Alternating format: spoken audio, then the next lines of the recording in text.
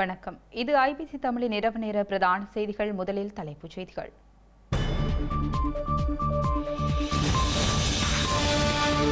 சங்க கூட்டணி தலைவர்களை சந்தித்த எம்.ஏ. சுமந்திரன் தமிழரசு கட்சிக்கு ஆதரவளிக்க தயார் என்கிறார் சித்தார்த்தன். பிரம்டனில் திறக்கப்பட்ட தமிழின அழிப்பு நினைவகம். இன அழிப்பை ஏற்றுக்கொள்ளாதவர்கள் கொழும்பு செல்லலாம் என்கிறார் பேட்ரிக் பிரவுன். நுவரெலியா பேருந்து விபத்தில் பலி எண்ணிக்கை 21 உயர்வு. சம்பவ இடத்திற்கு நேரில் சென்ற அரசு தரப்பு முக்கியஸ்தர்கள். கொழும்பு மாநகர சபையில் ஆட்சியை நிறுவும் தேசிய மக்கள் சக்தி. அதிகாரத்தை கைப்பற்றும் எதிர்க்கட்சிகளின் முயற்சி தோல்வி. ஆபரேஷன் சிந்தூர் தொடர்வதாக கூறும் இந்திய விமானப்படை. ஊகங்களை வெளியிட தவிர்க்குமாறு பொதுமக்களிடம் கோரிக்கை. போர் நிறுத்த பேச்சுக்கு தயார் என்கிறார் உக்ரைன் ஜனாதிபதி. ரஷ்யாவின் சாதக சமிக்ஞை எனவும் கருத்து.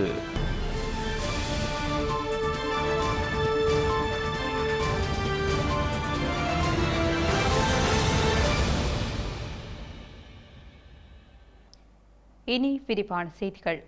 ஜனநாயக தமிழ் தேசிய கூட்டணி தலைவர்களுடன் இலங்கை தமிழரசு கட்சியின் பொதுச் செயலாளர் ஜனாதிபதி சட்டத்தரணி எம்.ஏ. சுமந்திரன் சந்தித்து கலந்துரையாடியுள்ளார்.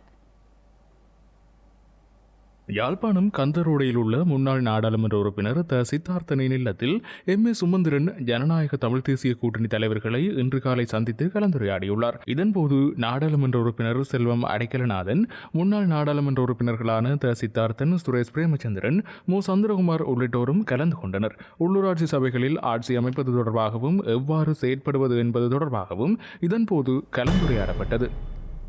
இந்த நிலையில் தமிழர் தாயகத்தில் உள்ள உள்ளூராட்சி மன்றங்களை தமிழ் தேசியத்துடன் பயணிக்கும் கட்சியொன்றே கட்டாயமாக சபைகளை கைப்பற்ற வேண்டும் என முன்னாள் நாடாளுமன்ற உறுப்பினர் தர்மலிங்கம் சித்தார்த்தன் தெரிவித்தார்.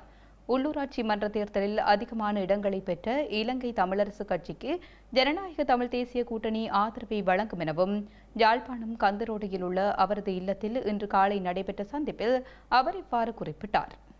தமிழ் தேசிய கட்சி ஒன்று, தமிழ் கட்சி ஒன்று கட்டாயமாக ஒவ்வொரு சபைகளையும் பிடிக்க வேண்டும் என்பதிலே நாங்கள் மிக எல்லாருமே குறியாக தீவிரமாக இருந்திருக்கின்றோம். அது எந்த கட்சி என்பது வேறு விஷயம். ஆனால் தமிழ் கட்சி ஒன்று பிடிக்க வேண்டும், தமிழ் பிரதேச சபைகளை என்பதிலே நாங்கள் மிக தீவிரமாக இருந்தோம். அதன்படி நாங்கள் தமிழரசு கட்சி பல இடங்களிலே அவர்கள் முன்னணியிலே நிற்கின்றார்கள். அவர்கள் இருக்கின்ற இடங்கள் மாத்திரமல்ல, வேறு இடங்களில் கூட வேறு கட்சிகள் நின்றால் கூட தமிழ் கட்சிகள் அவர்களுக்கும் எங்களுடைய ஆதரவை கொடுப்போம் என்ற ஒரு தீர்மானத்திலே வந்திருக்கின்றோம். அது சம்பந்தமாக இன்னும் பேச வேண்டியிருக்கின்றது.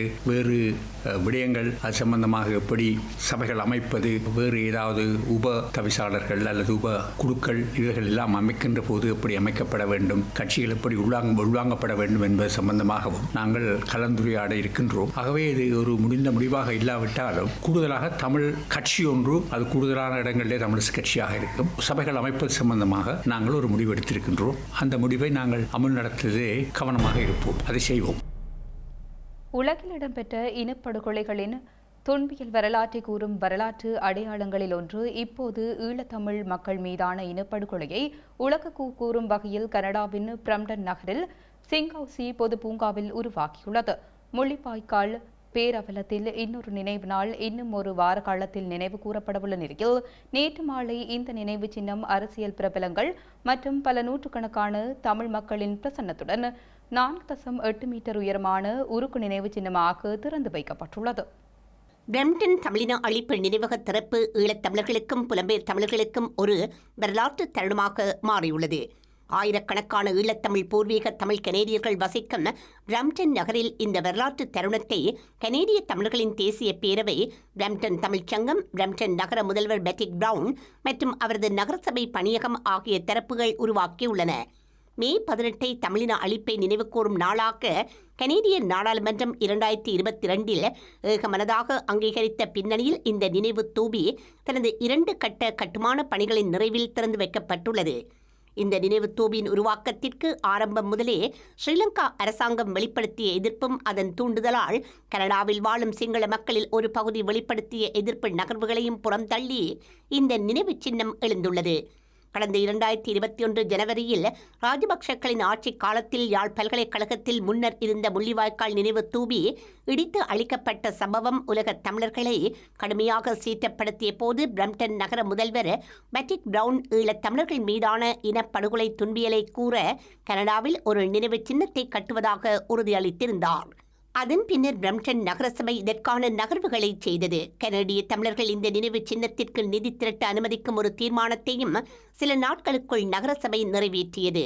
அதேபோல நினைவு சின்னத்தை கட்டி எழுப்பவும் பராமரிக்கவும் பிரம்டன் தமிழ்ச் சங்கம் மற்றும் பிரம்டன் தமிழ் மூத்தோர் சங்கம் ஆகிய 2 உள்ளூர் அமைப்புகளுக்கும் பொறுப்பு வழங்கப்பட்டது. இந்த 2 அமைப்புகளும் இணைந்து தமிழின படுகொலை நினைவு சின்னம் என்ற அமைப்பை உருவாக்கி அதன் மூலம் 2023ஆம் ஆண்டுக்குள் $1,02,000 கனடிய டாலர் நிதியை திரட்டியது. அதன் பின்னர் நினைவு சின்னம் அமைக்கும் பணிகள் ஆரம்பிக்கப்பட்டிருந்தன. இந்த நினைவு சின்னத்தை வடிவமைப்பதற்கு போட்டியில் பல்லாயிரக்கணக்கான வடிவமைப்புகள் வந்தன. எனினும் இறுதியில் ஒரு வடிவமைப்பு சில திருத்தங்களுடன் கனடிய தமிழர்களின் தேசிய பேரவையால் முன்மொழியப்பட்டு நகரசபையால் அங்கீகரிக்கப்பட்டது. இந்த நினைவு சின்னத்தை சுற்றியுள்ள தூண்கள் யாவும் 1948 இலங்கை சுதந்திரம் பெற்றதிலிருந்து தமிழர்கள் மீது நடத்தப்பட்ட வன்முறைகளுக்கு அடையாளமாக உள்ளன. அதன் நடுவில் உள்ள கரங்களுடனான உருக்கு சின்னம் முள்ளிவாய்க்கால் இனப்படுகொலை பேரவலத்தை நினைவு கொள்ள வைக்கின்றது. இந்த நினைவு சின்ன நிர்மாணத்தை ஆரம்பம் முதல் எதிர்த்த ஸ்ரீலங்கா அரசாங்கம் கனடாவில் உள்ள தனது உயர்ஸ்தானிகர் ஆலயம் மூலம் ராஜதந்திர அழுத்தங்கள் மற்றும் மிரட்டல்களை விடுத்ததுடன் இது தமிழின படுகொலை நினைவு சின்னம் என அழைக்கப்படக்கூடாது எனவும் எச்சரித்திருந்தது. இனப்படுகொலை நினைவு சின்னம் என பெயரிடுவதால் இலங்கையில் நல்லிணக்க செயல்முறை சிதையும் என்ற எச்சரிக்கைகள் விடுக்கப்பட்ட போதிலும் தற்போது இது திறந்து வைக்கப்பட்ட வரலாற்று தருணம் பதிவாகியுள்ளது. ஸ்ரீலங்காவில் தமிழர்கள் இனப்படுகொலை செய்யப்படவில்லை என தெரிவிப்பவர்களுக்கு பிரம்டனிலும் கனடாவிலும் இடமில்லை என பிரம்டன் நகர மேயர் பேட்ரிக் பிரவுன் தெரிவித்துள்ளார். அவ்வாறானவர்கள் கொழும்புக்கு திரும்பிச் செல்ல முடியும் எனவும் இன்று இடம்பெற்ற தமிழின அழிப்பு நினைவக திறப்பு விழாவில் பங்கேற்று உரையாற்றிய போது அவர் சுட்டிக்காட்டியுள்ளார். கனடாவில் தமிழின அழிப்பு நினைவகத்தை நிர்மாணிப்பதில் எதிர்கொண்ட சவால்கள் குறித்து திறப்பு விழாவில் கருத்து வெளியிட்டுள்ளார். தமிழர்கள் இனவழிப்பின் அளவை நாம் மறக்கக்கூடாது எனவும் ஆயிரக்கணக்கான தமிழர்கள் ஸ்ரீலங்கா அரசாங்கத்தினால் படுகொலை செய்யப்பட்டார்கள் எனவும் அவர் கூறியுள்ளார். ஸ்ரீலங்கா அரசாங்கம் தவறான தகவல்களை பரப்பி வருகிறது எனவும் பேட்ரிக் பிரவுன் தெரிவித்துள்ளார். தமிழின அழிப்பு நினைவகம் தனது நகரத்தில் உருவாகியுள்ளமை குறித்து தாம் பெருமிதமடைவதாகவும் இன்னமும் செய்ய வேண்டிய பணிகள் அதிகளவில் உள்ளதாகவும் அவர் கூறியுள்ளார். மலையக தமிழர்கள் செறிந்து வாழும் பகுதியில் இன்று ஏற்பட்ட பேருந்து விபத்தில் உயிரிழந்தவர்களின் எண்ணிக்கை 20ஐ தாண்டியுள்ளது. இந்த நிலையில் விபத்து இடம்பெற்ற பகுதிக்கு ஸ்ரீலங்கா சபாநாயகர் மற்றும் போக்குவரத்து பிரதி அமைச்சர் ஆகியோர் நேரில் சென்று பார்வையிட்டுள்ளனர். காயமடைந்தவர்களில் பலர் உயிருக்கு ஆபத்தான நிலையில் சிகிச்சை பெற்று வருவதால் உயிரிழப்புகளின் எண்ணிக்கை மேலும் அதிகரிக்கலாம் என அச்சம் வெளியிடப்பட்டுள்ளது. நுவர்லியா கம்பளை பிரதான வீதியில் கொத்மல ரம்பட கெரண்டியல்ல பகுதியில் பயணிகள் பேருந்து ஒன்று இன்று அதிகாலை 4:30 அளவில் 100 அடி பள்ளத்தில் வீழ்ந்துள்ளது. கதிர்காமத்திலிருந்து குர்நாகல் நோக்கி சென்ற இலங்கை போக்குவரத்து சபைக்கு சொந்தமான பேருந்தே இவ்வாறு விபத்துக்குள்ளாகியுள்ளதாக கொத்மலை காவல்துறை நிலைய அதிகாரி ஒருவர் தெரிவித்தார். இந்த விபத்தில் உயிரிழந்தவர்களின் உடல்களும் கொத்மலை பிரதேச வைத்தியசாலையில் வைக்கப்பட்டுள்ள அதே நேரத்தில் விபத்தில் உயிரிழந்த சிலரின் உடல்கள் பேருந்து கடியில் சிக்கியுள்ளன. இந்த உடல்களை மீட்க காவல்துறையினரும் பிரதேசவாசிகளும் கடும் முயற்சிகளை மேற்கொண்டு வருகின்றனர். இந்த பேருந்தில் 50க்கும் மேற்பட்ட பயணிகள் இருந்ததாக காவல்துறையினர் தெரிவித்த நிலையில் உயிரிழப்புகளின் எண்ணிக்கை மேலும் அதிகரிக்கலாம் என அச்சம் வெளியிடப்பட்டுள்ளது. இந்த விபத்தில் காயமடைந்தவர்கள் கொத்மலை பொது வைத்தியசாலை, நுவர்லியா மாவட்ட பொது வைத்தியசாலை, கம்பளை மற்றும் நாவலப்பிட்டி பகுதிகளில் உள்ள வைத்தியசாலைகளில் அனுமதிக்கப்பட்டு சிகிச்சை பெற்று வருகின்றனர். மேலும் காயமடைந்தவர்களில் பலரின் நிலை கவலைக்கிடமாக உள்ளது என தகவல்கள் வெளியாகியுள்ளன. சாரதி திடீரென வேக கட்டுப்பாட்டு பாகமான பிரேக்கை அழுத்தியதால் பேருந்து சறுக்கியவாறு நேரே சென்று வீதியை விட்டு விலகியதாக காயமடைந்த பயணி ஒருவர் கூறியுள்ளார். பேருந்து வேகமாக சென்றிருக்கலாம் என்றும் அந்த இடத்தில் வீதி ஈரமாகவும் வளைவாகவும் இருந்திருக்கலாம் என்றும் காவல்துறையினரின் ஆரம்ப விசாரணைகளில் தெரியவந்துள்ளது. உள்ளூர் காவல்துறை, அவசர சேவைகள் பிரிவினர் மற்றும் குடியிருப்பாளர்கள் இணைந்து பேருந்தில் சிக்கியிருந்தவர்களை மீட்டதாகவும் இதற்கென பல மணி நேரம் எடுத்ததாகவும் தெரிவிக்கப்பட்டுள்ளது. இயந்திர கோளாறா அல்லது சாரதியின் அலட்சியமா இந்த துயரத்திற்கு காரணம் என்பதை தீர்மானிப்பதற்கென மேலதிக விசாரணைகள் முன்னெடுக்கப்பட்டுள்ளதாக காவல்துறையினர் தெரிவித்துள்ளனர். வீதியானது பாதுகாப்பான பயணத்துக்கு ஏற்ற வகையில் இருக்கின்றதா என்பது குறித்தும் வீதி அபிவிருத்தி அதிகார சபை ஆய்வு செய்யும் என்று எதிர்பார்க்கப்படுகின்றது. இந்த ஆண்டு இலங்கையில் பதிவான மிக மோசமான வீதி விபத்துக்களில் ஒன்றாக இது பதிவாகியுள்ளது. முல்லைத்தீவு குருந்தூர் மலையை மையப்படுத்தி மீண்டும் பிரச்சினைகள் எழ ஆரம்பித்துள்ளன. குருந்தூர் மலை பகுதியில் தமிழர்கள் சிலர் உளவு நடவடிக்கையை மேற்கொண்டுள்ளதாக ஏற்கனவே சட்டவிரோத விகாரையை அமைத்துள்ள கல்கமுவ சாந்தபோதி தேரர் குற்றச்சாட்டியுள்ளார்.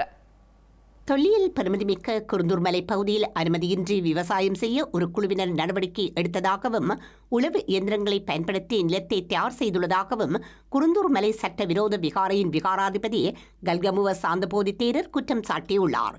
இந்த நிலத்தில் சுமார் 1/2 ஏக்கர் நிலம் ஏற்கனவே காவல்துறையினரின் உத்தரவை மீறி உளவு செய்துள்ளதாக வடமாகாண சங்கநாயக்கர் தெரிவித்துள்ளார். சம்பந்தப்பட்ட நபருக்கு அரசியல் தொடர்புகள் இருப்பதாகவும் இது தொடர்பாக காவல்துறையில் முறைப்பாடு அளிக்கப்பட்டுள்ளதாகவும் தேரர் தெரிவித்தார். வடமாகாணத்தில் இதுபோன்ற அனுமதி அளிக்கப்படாத செயற்பாடுகள் தொடர்ந்து நடைபெற்று வருவதாகவும் இதுபோன்ற வழக்குகளில் விசாரணைகள் நடத்தப்பட்டாலும் இதுபோன்ற சம்பவங்கள் இன்னும் நடப்பதாகவும் கல்கமுவ சாந்தபோதி தேரர் குறிப்பிட்டுள்ளார். கொழும்பு மாநகர சபையில் அதிகாரத்தை நிலைநாட்டுவதற்கு தேவையான பணிகளை தேசிய மக்கள் படைகள் தற்போது நிறைவு செய்துள்ளதாக தெரிவிக்கப்படுகிறது. ஐக்கிய மக்கள் சக்திக்கு ஆதரவளிக்க ஏராளமான கட்சி உறுப்பினர்களும் சுயாட்சி உறுப்பினர்களும் விரும்பாத காரணத்தால் தேசிய மக்கள் சக்திக்கு இந்த வாய்ப்பு கிடைத்துள்ளதாக கூறப்படுகிறது. இதன் பிரகாரம் வராய் கெலி பல்ஸ்தார் கொழும்பு மாநகர சபையின் மேயராக நியமிக்கப்படுவதற்கான வாய்ப்புகள் அதிகம் காணப்படுவதாக சுட்டிக்காட்டப்பட்டுள்ளது. கொழும்பு மாநகர சபைக்கான தேர்தலில் தேசிய மக்கள் சக்தி 48 ஆசனங்களை பெற்று அதிக ஆசனங்களை பெற்ற கட்சியாக மாறியுள்ளது. தேசிய மக்கள் சக்திக்கு அடுத்ததாக ஐக்கிய மக்கள் சக்தி 29 ஆசனங்களை பெற்றுள்ளதுடன் மொத்தமாக எதிர்க்கட்சிகள் தரப்பில் 69 ஆசனங்கள் வெல்லப்பட்டிருந்தன. எதிர்க்கட்சிகள் ஒன்றிணைந்தால் கொழும்பு மாநகர சபையின் அதிகாரத்தை கைப்பற்றலாம் எனும் நிலை காணப்பட்ட போதிலும் எதிர்க்கட்சிகளுடன் இணைய பல சுயேட்சை வேட்பாளர்களும் சிறிய கட்சிகளும் விரும்பவில்லை என தெரிவிக்கப்பட்டுள்ளது. ஆகவே இந்த தரப்பினர் அரசாங்கத்தை ஆதரிக்க முன்வந்துள்ளதாக கூறப்படும் நிலையில் பல ஐக்கிய மக்கள் சக்தி நகரசபை உறுப்பினர்களும் மேயர் பதவிக்கு வாக்களிப்பதை தவிர்க்க முடிவு செய்துள்ளனர். இதன் பிரகாரம் திட்டமிடப்பட்டது போன்று கொழும்பு மாநகர மேயர் பதவிக்கு ராய் ஹெலி பல்தசார் நியமிக்கப்படுவாராயின் முதல் முறையாக கொழும்பு மேயர் பதவியை ஐக்கிய தேசிய கட்சியை சாராத ஒரு பெண் வகிப்பார் என சுட்டிக்காட்டப்பட்டுள்ளது. ஏற்கனவே ரணில் விக்ரமசிங்கவுடன் முரண்பட்டு வரும் சஜித் பிரேமதாசவும் ஐக்கிய தேசிய கட்சியின் ஆதரவை பெறுவதை விரும்பவில்லை எனவும் கூறப்படும் பின்னணியில் தேசிய மக்கள் சக்தி வசம் கொழும்பு மாநகர சபையின் அதிகாரம் செல்லும் நிலை ஏற்பட்டுள்ளது. ஸ்ரீலங்காவிற்கு விரிவான கடன் திட்டத்தின் கீழ் கடன் வழங்குவதில் மற்றொரு நிபந்தனையை சர்வதேச நாணய நிதியம் முன்வைத்துள்ளதாக தூதரக வட்டாரங்கள் தெரிவிக்கின்றன. இதன் பிரகாரம் சீனாவால் கட்டப்பட்ட துறைமுக நகர திட்டத்தில் முதலீடு செய்யும் முதலீட்டாளர்களை ஊக்குவிக்க தற்போது வழங்கப்படும் அனைத்து வரிச் சலுகைகளும் மீளெடுக்கப்படும் என அறிவிக்கப்பட்டுள்ளது. வரி சலுகைகளை வழங்குவதன் மூலம் அரசாங்கத்தின் வருடாந்திர நிதி இலக்குகளை அடைய முடியாது என்பதால் வரி சலுகைகளை மீளெடுக்க வேண்டுமென சர்வதேச நாணய நிதியத்தின் பரிந்துரையில் கூறப்பட்டுள்ளது. இதன் பிரகாரம் முதலீட்டாளர்களுக்கு இதுவரை வழங்கப்பட்டு வந்த வரி மற்றும் சுங்கவரி சலுகைகள் நீக்கப்பட வேண்டுமென கூறப்படுவதாக கருதப்படுகின்றது. இதனிடையே இலங்கைக்கு ஒரு போட்டியை அளிக்கும் வகையில் மாலித்தீவு கட்டார் அரசாங்கத்தின் அனுசரணையுடன் இந்த வகையான ஒரு பாரிய முதலீட்டு திட்டத்தை ஆரம்பித்துள்ளது. அனைத்து வரி சலுகைகளுடனும் செயற்படுத்தப்படும் இந்த திட்டத்தில் 800 மில்லியன் அமெரிக்க டாலர்களை முதலீடு செய்வதாக கட்டார் அரசு ஏற்கனவே அறிவித்துள்ளமை குறிப்பிடத்தக்கது. ஸ்ரீலங்கா மின்சார சபையின் தலைவர் பதவியிலிருந்து கலாநிதி திலக் சியாம்பலப்பிட்டிய தனது பதவி விலகல் கடிதத்தை ஒப்படைத்துள்ளார். இந்த பதவி விலகல் கடிதத்தை ஸ்ரீலங்காவின் மின்சாரம் மற்றும் எரிசக்தி அமைச்சர் ஏற்றுக்கொண்டதாக மின்சார சபையின் ஊடக பேச்சாளர் தெரிவித்துள்ளார். ஸ்ரீலங்கா மின்சார சபையின் தலைவராக கடந்த ஆண்டு செப்டம்பர் மாதம் 26ஆம் தேதி முதல் கலாநிதி திலக் சியாம்பலப்பிட்டிய செயற்பட்டு வந்தார். அவரது பதவிக்காலம் மே மாதம் 9ஆம் தேதியுடன் நிறைவுக்கு வந்த நிலையில் தனது பதவியிலிருந்து விலகுவதாக அவர் தற்போது அறிவித்துள்ளார். ஜனாதிபதியின் வேண்டுகோளின் பேரில் ஒரு குறிப்பிட்ட காலத்திற்கு தலைவராக பணியாற்ற ஒப்புக்கொண்டதாக கலாநிதி திலக் சியாம்பலப்பிட்டிய கூறியுள்ளார். எனினும் தனிப்பட்ட காரணங்களுக்காக தாம் இந்த பதவியில் இருந்து விலகுவதாக கலாநிதி திலக் சியாம்பலப்பிட்டிய குறிப்பிட்டுள்ளார். தமக்கு பல குடும்ப கடமைகள் உள்ளதாகவும் ஏற்கனவே ஸ்ரீலங்கா மின்சார சபையில் மிகவும் திறமையான நிபுணர்கள் உள்ளதால் அவர்கள் பணிகளை தொடருவார்கள் எனவும் அவர் கூறியுள்ளார். செலவை பிரதிபலிக்கும் கட்டண நிர்ணயத்தில் காணப்படும் அரசியல் அதிகாரம் மற்றும் பொது பயன்பாட்டு ஆணைக்குழுவின் தேவையற்ற தலையீடே அவரின் பதவி விலகலுக்கு காரணம் என சண்டே டைம்ஸ் செய்தி வெளியிட்டுள்ளது. மன்னாரில் காட்டு யானைகளால் பல தென்னை மரங்கள் அழிக்கப்பட்டுள்ளன. இதன் காரணமாக தமது வாழ்வாதாரம் பாதிக்கப்பட்டுள்ளதாகவும் யானைகளின் தொல்லையை கட்டுப்படுத்த நடவடிக்கை எடுக்க வேண்டும் எனவும் மக்கள் கோரிக்கை விடுக்கின்றனர். மன்னார் மாந்தை மேற்கு பிரதேச செயலாளர் பிரிவில் உள்ள பரப்பு கடந்தான் கிராமத்தில் நேற்றிரவு புகுந்த காட்டு யானை கூட்டம் பல தென்னை மரங்களை அழித்துள்ளன. 16 ஆண்டுகள் கடந்த பயன் தரு தென்னை மரங்களே இவ்வாறு அளிக்கப்பட்டுள்ளதாக பாதிக்கப்பட்ட மக்கள் குறிப்பிடுகின்றனர். தொடர்ச்சியாக பரப்பு கடந்தான் கிராமத்தில் பல பகுதிகளில் காட்டு யானைகளின் அட்டகாசம் அதிகரித்துள்ளதாகவும் தமது வாழ்வாதாரமாக காணப்படும் தோட்டச் செய்கை அழிவடைவதாகவும் அவர்கள் சுட்டிக்காட்டுகின்றனர். காட்டு யானைகளினால் தொடர்ச்சியாக இவ்வாறான நிலை ஏற்படுமாயின் தமது கிராமத்தில் விவசாய நடவடிக்கைகள் மேற்கொள்ள முடியாத நிலை ஏற்படும் என மக்கள் குறிப்பிடுகின்றனர். தற்போது பலன் தரும் இந்த தென்னைகளை தாம் தோளில் சுமந்து நீரூற்றி வளர்த்ததாகவும் அவர்கள் கவலை தெரிவித்துள்ளனர். இதனை கருத்தில் கொண்டு பரப்பு கடந்தான் கிராமத்திற்கு ஒரு யானை வேலி அமைத்து தருமாறு மக்கள் அரசாங்கத்திடம் கோரிக்கை விடுத்துள்ளனர். பயங்கரவாத நிலைகளை இலக்கு வைக்கும் ஆபரேஷன் சிந்தூர் தொடர்வதாக இந்திய விமானப்படை தனது எக்ஸ் பக்கத்தில் பதிவிட்டுள்ளது. இது தொடர்பாக சரியான நேரத்தில் விரிவான விளக்கம் அளிக்கப்படும் எனவும் ஊடகங்கள் அடிப்படையில் பரவும் தகவல்களை சரிபார்க்காமல் மற்றவர்களுக்கு பகிர்வதை தவிர்க்குமாறும் விமானப்படை குறிப்பிட்டுள்ளது. ஆபரேஷன் சிந்தூரில் தமக்கு ஒதுக்கப்பட்ட பணிகளை துல்லியமாகவும் தொழில் முறையுடனும் வெற்றிகரமாக நிறைவேற்றியுள்ளதாக இந்திய விமானப்படை கூறியுள்ளது. தேசிய நோக்கங்களுக்காக விவேகமான முறையில் இந்த நடவடிக்கைகள் மேற்கொள்ளப்பட்டதாகவும் விமானப்படை குறிப்பிட்டுள்ளது. சரிபார்க்கப்படாத தகவல்களை நம்புவதையும் பரப்புவதையும் தவிர்க்குமாறு அனைவரும் கேட்டுக் கொள்ளப்படுவதாகவும் இந்திய விமானப்படை மேலும் கூறியுள்ளது. இந்த நிலையில் இன்று லக்னோவில் பிரம்மோஸ் ஏவுகணை உற்பத்தி பிரிவை காணொலி வாயிலாக பாதுகாப்புத்துறை அமைச்சர் ராஜ்நாத் சிங் திறந்து வைத்தார். இந்த நிகழ்வில் உரையாற்றிய ராஜ்நாத் சிங் பாகிஸ்தானுக்குள் நுழைந்து தாக்குதல் நடத்தி பயங்கரவாதிகளுக்கு இந்திய ராணுவம் தக்க பதிலடி தந்ததாகவும் பாகிஸ்தான் ராணுவத்தின் தலைமையகத்தையே இந்திய ராணுவம் தாக்கியதாகவும் கூறியுள்ளார். பயங்கரவாதிகளின் இருப்பிடம் தகர்க்கப்படும் என்பதே இந்தியா உலகிற்கு சொன்ன பாடம் என கூறியுள்ள ராஜ்நாத் சிங் பயங்கரவாதிகளின் இருப்பிடங்கள் இனி பாதுகாப்பற்றவையாக இருக்கும் என குறிப்பிட்டுள்ளார். இந்தியாவின் பிரம்மோஸ் ஏவுகணை எதிரிகளுக்கு எச்சரிக்கை விடுப்பதாக அமையும் எனவும் பாதுகாப்பு அமைச்சர் ராஜ்நாத் சிங் மேலும் தெரிவித்தார். ரஷ்ய ஜனாதிபதி விளாடிமிர் புடினுடன் போர் நிறுத்த பேச்சுக்களுக்கு தாமும் தயாராக உள்ளதாக உக்ரைன் ஜனாதிபதி விளாடிமிர் செலான்ஸ்கி தெரிவித்துள்ளார். போரை முடிவுக்கு கொண்டு வரும் வகையில் சாதகமான சமிக்கையை ரஷ்யா வெளியிட்டுள்ளதாக அவர் குறிப்பிட்டுள்ளார். ரஷ்யா அறிவித்த 3 நாள் யுத்த நிறுத்தம் முடிவுக்கு வந்துள்ள நிலையில் மீண்டும் இராணுவ நடவடிக்கையை மாஸ்கோ ஆரம்பித்துள்ளது. நாளை ஆரம்பிக்கும் 30 நாள் யுத்த நிறுத்தத்துக்கு இணங்குமாறு ரஷ்யாவை உக்ரைன் வலியுறுத்தியுள்ள நிலையில் இந்த அறிவிப்பு வெளியாகியுள்ளது. நாசி ஜெர்மனியின் வெற்றி விழா கொண்டாட்டங்களுக்காக 3 நாள் யுத்த நிறுத்தத்தை ரஷ்யா அறிவித்த போதிலும் அது ஒரு நாடகம் என உக்ரைன் கூறியிருந்தது. இதன் பின்னணியில் போர் நிறுத்தத்தை ஏற்படுத்துவது குறித்து உக்ரைனுடன் நேரடி பேச்சுவார்த்தை நடத்த தயாராக இருப்பதாக விளாடிமிர் புடின் அறிவித்துள்ளார். ரஷ்யர்கள் இறுதியாக போரை முடிவுக்கு கொண்டு வருவது குறித்து பரிசீலிக்க ஆரம்பித்துள்ளனர் என்பதற்கான ஒரு நேர்மறையான அறிகுறியாக இது உள்ளதாக விளாடிமிர் ஜெலன்ஸ்கி கூறியுள்ளார். முழு உலகமும் இதற்காக மிக நீண்ட காலமாக காத்திருக்கிறது எனவும் எந்தவொரு போரை உண்மையாக முடிவுக்கு கொண்டு வருவதற்கான முதல் படி போர் நிறுத்தமாகும் எனவும் அவர் குறிப்பிட்டுள்ளார். மே மாதம் 12ஆம் தேதி முதல் ரஷ்யா ஒரு முழுமையான நீடித்த மற்றும் நம்பகமான போர் நிறுத்தத்தை உறுதிப்படுத்தும் என தாம் எதிர்பார்ப்பதாகவும் விளாடிமிர் ஜெலன்ஸ்கி கூறியுள்ளார். செய்திகளின் நிறைவாக மீண்டும் தலைப்புச் செய்திகள்.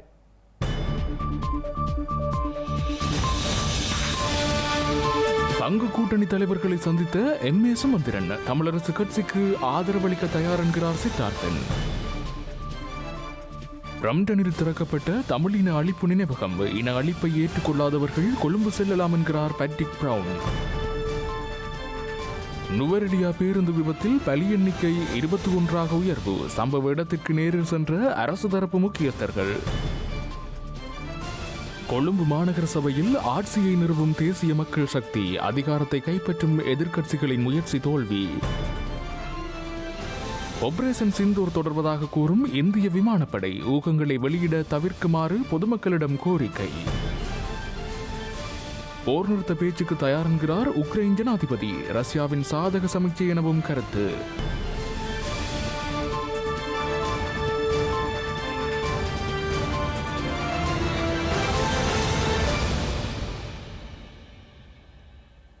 இத்துடன் ஐபிசி தமிழின் இரவு நேர பிரதான செய்திகள் நிறைவு பெற்றன. உடனுக்குடன் செய்திகளை அறிந்து கொள்ள ibctamil.com என்ற எமது இணையதளத்தை பார்வையிடுங்கள். வணக்கம்.